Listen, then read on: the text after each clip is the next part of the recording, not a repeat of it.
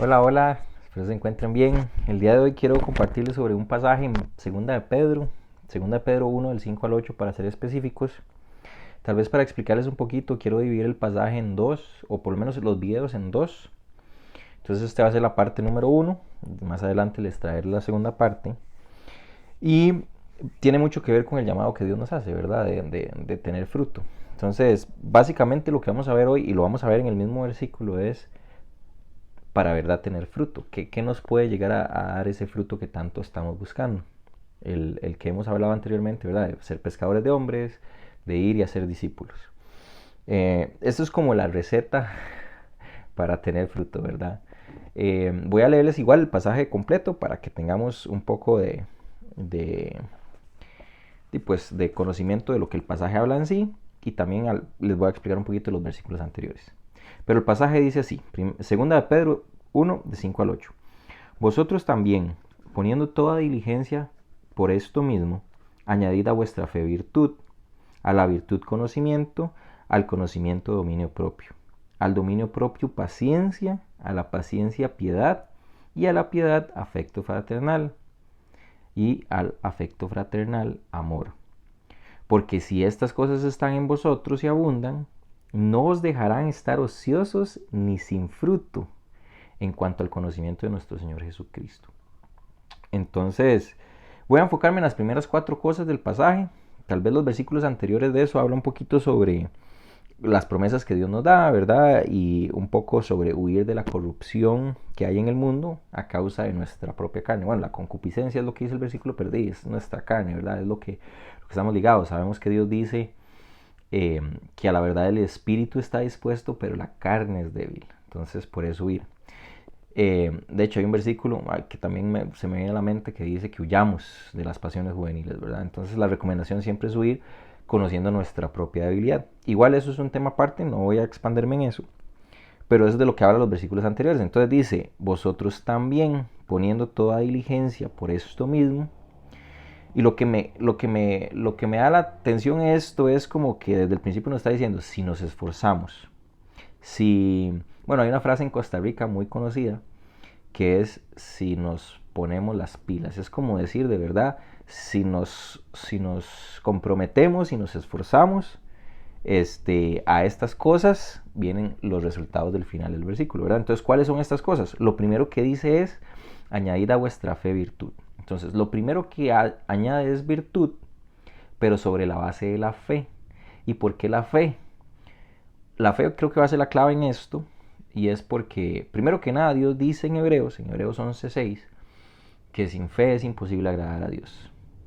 Okay, hay otro pasaje que dice que si tan solo tuviéramos la fe del tamaño de una semilla mostaza, podríamos mover montañas.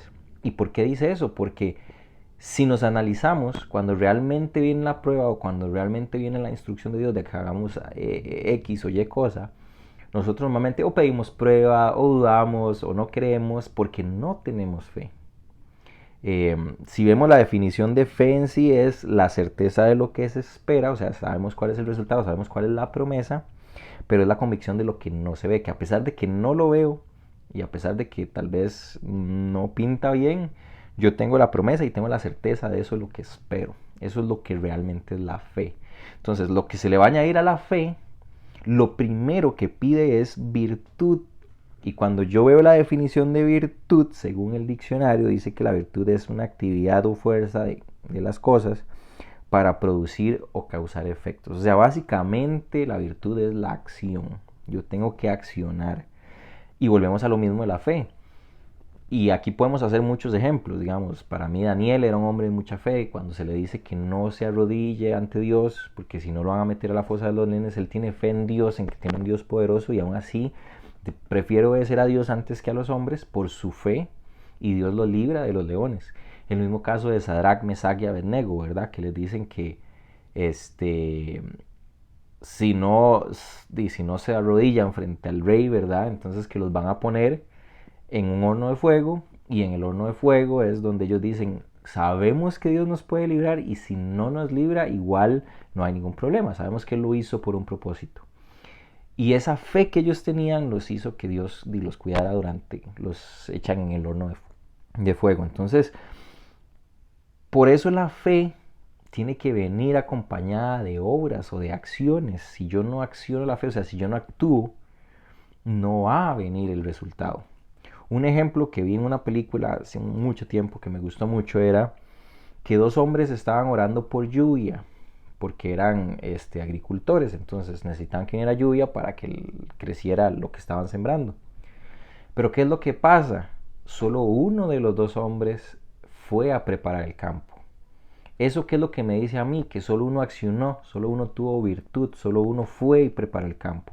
Adivinen a quién le mandó Dios la lluvia. Al que tuvo virtud, al que accionó, al que tuvo fe. Y no solo tuvo fe, sino que actuó de acuerdo a esa fe. Entonces ese versículo me parece interesante y por eso empieza diciendo que añadamos a la fe virtud.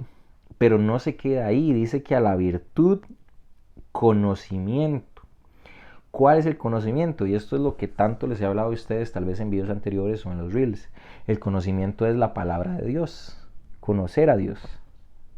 Ahí está la clave. Aquí está el conocimiento. Entonces dice, teniendo fe, accionamos con la virtud y le agregamos conocimiento. O sea, la palabra de Dios. No solo es creer, sino vivir de acuerdo al conocimiento de la palabra.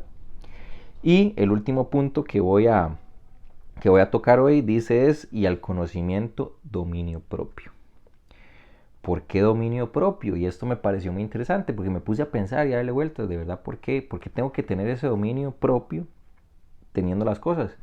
Porque hay que saber cuándo actuar, cuándo no, cuando Dios nos dice, con la prudencia que hay que hacerlo.